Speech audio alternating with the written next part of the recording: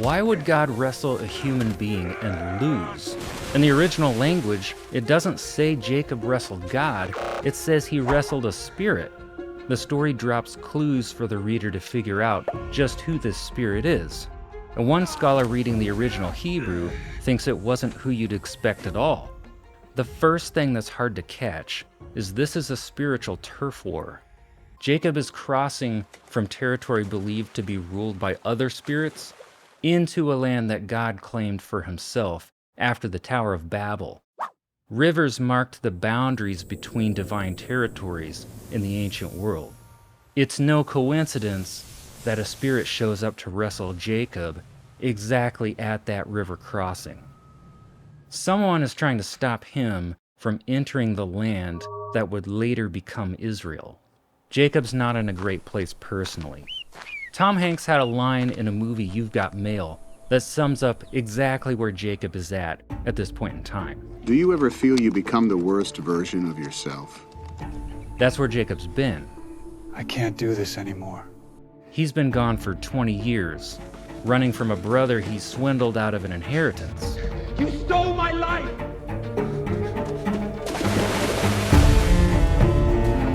I'll kill you for this! Now he's heading home, and his brother Esau is coming to meet him, but with 400 men. Jacob expects he might die. If I don't see you again, You will.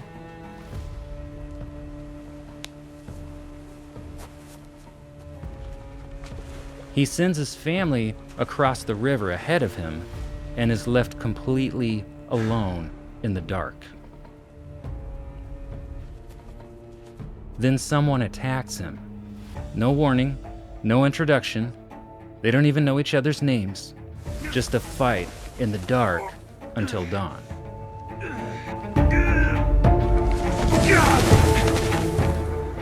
That's a long fight. In college wrestling, the average match is 7 minutes long, with 2 breaks. And when those guys are done, they are totally exhausted. So imagine how exhausted Jacob must be wrestling a supernatural being for hours.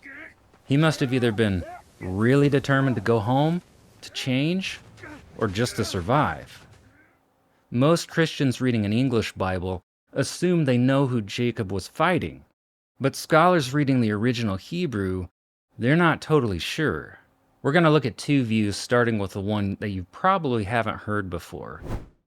Dr. Ronn Johnson at Awakening School of Theology, he reads this as a hostile encounter with a territorial deity at a cosmic border crossing, not a wrestling match with God himself. Here's why that's a serious reading. Since rivers marked the boundaries between spiritual territories, the spirit that was waiting at the border attacked at night, which in ancient thinking was when spiritual powers were most active. It's possible a spirit from the territory he was leaving didn't want Jacob to leave. Ron says maybe it wanted to prevent him from going to God's land. And that's interesting because the spirit could be trying to stop God from setting up a nation. Now that sounds really impersonal to us today, but in the Old Testament, that's his strategy to bring people back into his family. So let's consider Ron's view for a minute, because it is really interesting, and he always brings up some unique perspectives. Part of the support for Ron's argument comes from Hosea chapter 12, where God seems to say he's going to punish Jacob for this incident, as if Jacob did something wrong here. It says in verse 2, the Lord has an indictment against Judah, and will punish Jacob according to his ways. He will repay him according to his deeds. In the womb, he took his brother by the heel, and in his manhood he strove with God. He strove with the angel and prevailed. He wept and sought his favor. Why would God hold this incident against Jacob? What did he do wrong? Well, at the end of the wrestling match, Jacob asks the deity, the spirit, to bless him. please, I beg you, give me your blessing. If the spirit he just wrestled is a hostile spirit, then he just asked another god for a blessing. That would be like the biggest no-no in the entire Bible. That would be a betrayal of God, and it would mean Jacob committed idolatry here. It's time for me to weigh in on this view. I think it's really interesting, and it's worth talking about. And Ronn is a solid scholar who has some really insightful views. It is true that the text is ambiguous about who Jacob was fighting. It never names God as the opponent. But I think there are a few clues here that personally sway the debate for me. I'm slightly disappointed though, because I really did like the idea of WWE SmackDown Angel Edition. The context makes me pause. Although Hosea reads like God is going to punish Jacob, I'm not so sure that's what the passage is really saying. Jacob has long been dead by the time Hosea was written, and the clues at the beginning of this chapter, the actual indictment is against Judah. Jacob here is being used as an analogy for Israel. Hosea was using Jacob's deceptive behavior and his 20 years of exile as an analogy for what Israel's been doing. They've been wandering like Jacob did before the wrestling match, before he stopped being the worst version of himself. And that's where Israel is at when Hosea's writing. They're wandering from God and deceiving their neighbors. So how are they going to be light? How are they going to be the Jesus figure to the nations if they're being deceptive towards them? So when the passage says God will punish Jacob, is this Jacob actually Jacob? Or is it actually the nation of Israel that God's going to punish? It's hard to say for sure, but there's another major clue to the identity of the Spirit in Hosea. Hosea uses two words interchangeably for the being Jacob fought. He calls it an angel, the Hebrew word malak, and then in the same breath treats that as a direct encounter with God. Check it out. He strove with the angel and prevailed. He wept and sought his favor. And the Hebrew says he met him, as in the angel, at Bethel. Your English Bible says he met God at Bethel, but the Hebrew only says he met him at Bethel. He met the angel at Bethel. So which is it? Is the angel God or not? We can settle this debate by asking, what happened at Bethel?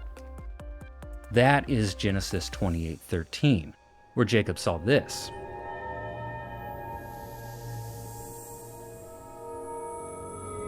A vision of a ladder. The passage says, "And behold, the Lord stood above it and said, I am the Lord, the God of Abraham, your father, and the God of Isaac. The land on which you lie, I will give to you and your offspring." Bethel is where Jacob saw God. So now we know the angel is being called God in Hosea. And we're still not even done with the evidence yet. At this point, some people are going to say, wait a minute, God doesn't have a physical body, so how does one wrestle God himself? This must just be a spiritual battle Jacob is dealing with in his mind, right? Well, actually, God was appearing with a physical body in the Old Testament quite often. And it's a favorite topic of mine on this channel. God took a visual form that scholars call the angel of the Lord. Dr. Michael Heiser, probably the most important, or one of them, biblical scholars on this topic in recent decades, argued that the angel of the Lord isn't a created being or a separate entity from God. He's an early hint of what the New Testament would later call the Trinity, a real, genuine manifestation of God himself, appearing in human form.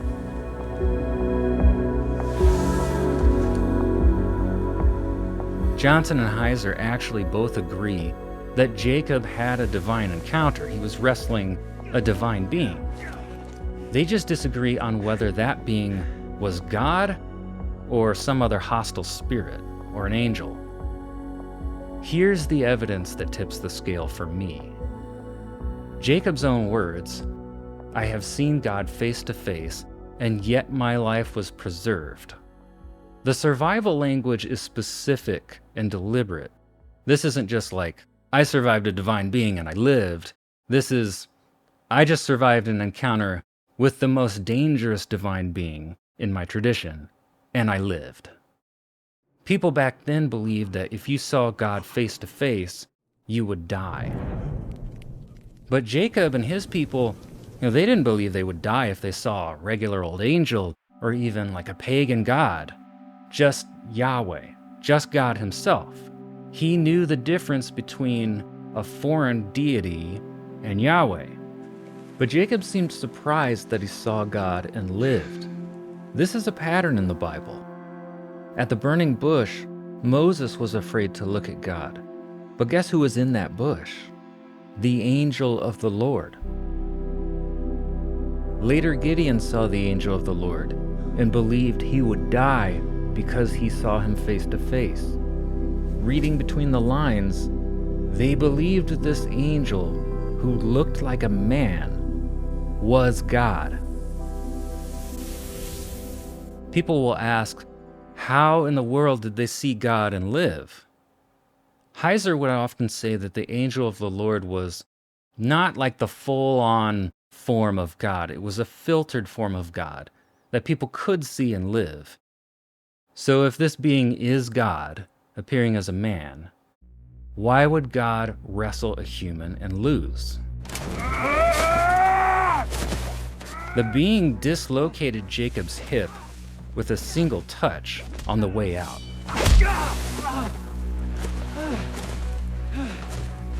If it wanted to, he could have pinned Jacob immediately, and that would have been the end of it. It's more likely that God let Jacob win. Kind of like when you're playing video games with your girlfriend and you have to let her win every once in a while, or she'll want to stop playing with you. I wouldn't know anything about that. So the question becomes, why would God choose to lose? I think it's strategic. Jacob is at a turning point. God had made a promise to Abraham, his ancestor, that he'd be with his children and make them into a great nation, or as I like to say it, a family. But Jacob is the carrier of that promise by blood, by default, because he's in Abraham's bloodline. He inherited that promise, but he's not really been a person of the character worthy of that promise up to this point. Not that any human being is worthy of that, but I wonder if God showed up here to give Jacob the opportunity to confront who he has been. Please, I'm begging you. Make me worthy. It would have been really easy for Jacob to see this entity and just turn around and go back to wandering and swindling people, being the con man that he was. Wrestling Jacob all night could be a way for God to ask Jacob, how bad do you really want to change? If you're him, how do you know you're no longer the worst version of yourself? How do you even know you've changed? Unless you've faced some kind of pivotal challenge, a test in life, and you make a different decision than you would have in the past. I'm proud of you. The old you would have turned around as soon as he saw me. The wrestling match was the marker of Jacob's character change. That's what's hinted at in Genesis 32:28. The angel says, hey, what's your name? And he says, Jacob. The angel says, your name shall no longer be called Jacob, but Israel. He's no longer the heel grabber. He's no longer the con man. The angel says, for you have striven with God and with men and prevailed. That's what that name Israel means. Name changes in the Bible weren't just because somebody got tired of their name. They wanted a cooler name or a nickname. The name change meant that Jacob's not the same person that he used to be, and that he was before this fight. This was the test that proved he's a different person now. I think I like this new you.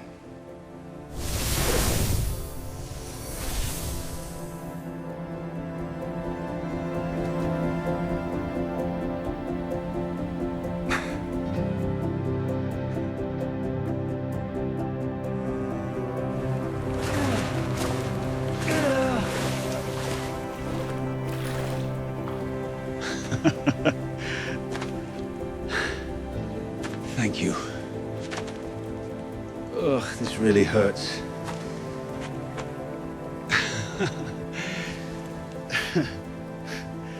Thank you. Jacob goes on to try to right what he had done to Esau 20 years earlier when he stole his inheritance. He goes limping from the battle into meeting Esau. The angel gave him a permanent injury to his right hip during that fight. The last time we saw these two brothers together, Esau was trying to kill Jacob for conning him. And he had no idea. Jacob didn't know whether or not Esau was still angry about that, whether he still wanted to kill him or not.